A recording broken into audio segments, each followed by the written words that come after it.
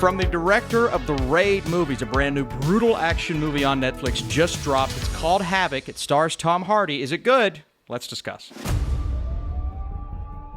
What you got for me? Oh. Very cliche summary here. After a drug deal gone wrong, a bruised and battered police detective must fight his way out of a criminal underworld and rescue a politician's estranged son, unraveling a deep web of corruption and conspiracy that could inevitably encapture the entire city. I have heard that 1,000 times, right? But it's Netflix, right? They're gonna do something different and interesting and unique. Not really. Even with Gareth Evans as our director here, this is a story that we have seen numerous examples of and doesn't really do anything special or unique with its characters. Now, that's not me saying it's not an entertaining movie. This film is fun, and that's where I want to start with Havoc. The level of action, the hardcore sequences that we get here, the brutality within that, and then the absurdity of it all. And for those of you that don't like when action goes so far over the top, I don't know if you're going to love this. Because, for example, anytime a character gets shot, they don't just get shot 2 or 3 times. It's 1, 2, 3, 4, 5, 6, 7, 8, 9. See the blood oozing and goozing, splatter on the face. Like, it is so insane, the level of action that you get here. But if you've seen the Raid movies, you understand what Evans understands, and that is to take this a little over the top, still try to keep it as grounded as possible, and we'll discuss that, but also deliver fun moments for the fans. And if you enjoy Tom Hardy or Timothy Olyphant, Forrest Whitaker, a cast that's actually surprisingly great, but you enjoy them in a setting like this with characters that are very generic, and even Hardy's lead detective right next to his co-detective, who is a very generic character, no nonsense, straight-laced, we're here for the job and the mission, and Hardy's just like, yeah, I'll do what it takes, because at the end of the day, it doesn't matter. He reminded me of literally any of the cops other than Commissioner Gordon in the Batman universe, and really, this is kind of like the newer version of Gotham. It reminds me of a show like The Penguin. It's got some Sopranos vibes to it, a little bit of The Town, but it's darker, it's grittier, it has that look and feel to it that you can kind of tell is a Netflix movie, which is really unfortunate. But I will say, within the action sequences, the cinematography, the very specific camera angles, the way the camera moves in certain sequences, right? There's a car chase in the beginning of this movie that was awesome. And the way the camera was going in and out of these vehicles and following this entire experience. There is a hand-to-hand combat sequence featuring guns. Lots of guns, in the words of John Wick. Speaking of John Wick, in the midst of this sequence in the middle of the film, and I'm not saying this song is from John Wick, but they are in the presence of rave music being played, and that exact song that plays, I believe, in the second John Wick plays in this sequence. And so the entire time I'm like, where's Keanu? Is he going to come out of the shadows? And that's another comparison I want to make, right? Obviously, Evans knows how to film action, and he understands what makes a phenomenal action experience from the Raid movies, which again, if you haven't seen them, stop this video, just hit pause, you can come back to it, and go watch the Raid films.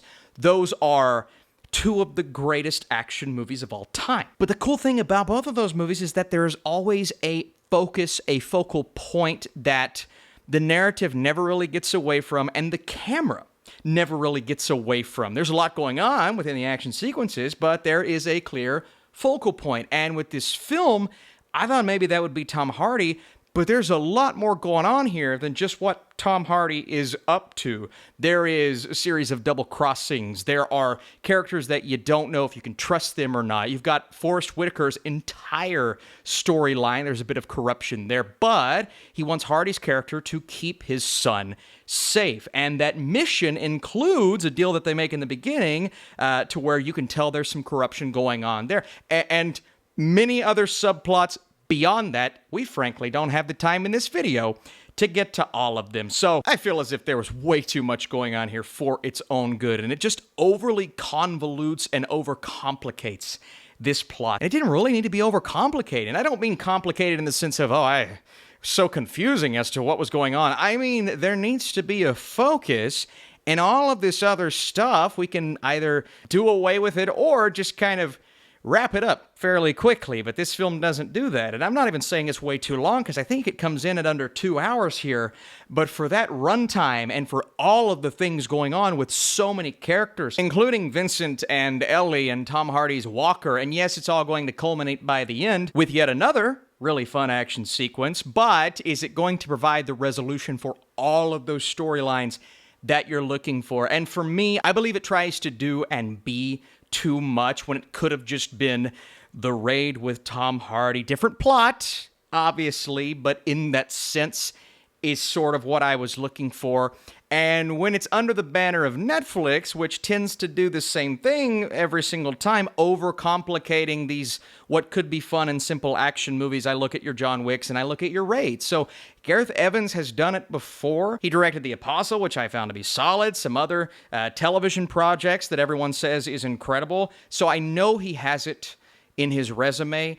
I just don't know if that was conveyed eloquently with this movie's script. But if you're the kind of person who watches a film to have fun and not have to think too much about it, then I feel like you're going to have fun with Havoc. There's a lot of fun to be had. Again, Tom Hardy doing what he needs to do, not getting too deep into the character, but you're enjoying his screen presence. You're enjoying whenever there is one of those double crossings that may feel unnecessary, but it's fun because it's like, who's going to die? Who's going to shoot who? No one is safe in this film. Admittedly, one or two twists or turns that didn't need to be there, but many that did keep me on the edge of my seat, and the action is just filmed so beautifully.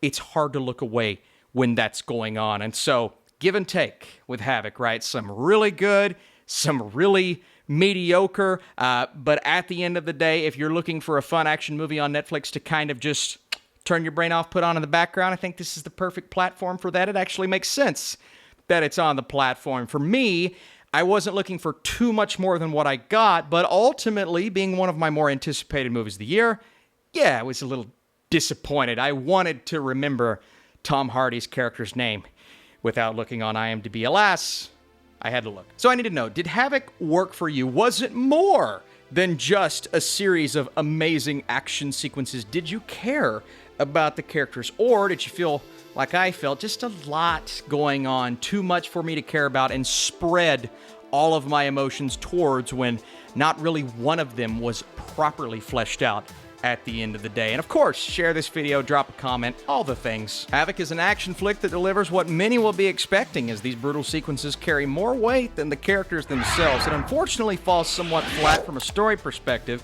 featuring a series of overly complicated twists and turns, but there is enough consistent momentum to entertain from start to finish. It is fun, but it is forgettable, and unfortunately, I don't know if I'm going to remember Tom Hardy. I just said it. What was his name in this movie? I'm just going to say Tom Hardy for the rest of the time. Still, really solid cast. I like Gareth Evans as a director. I do. I just, the script needs to be better. I'm rambling. All right. Thanks for watching. What else is coming out? Let me know this weekend. Who knows? Bye-bye.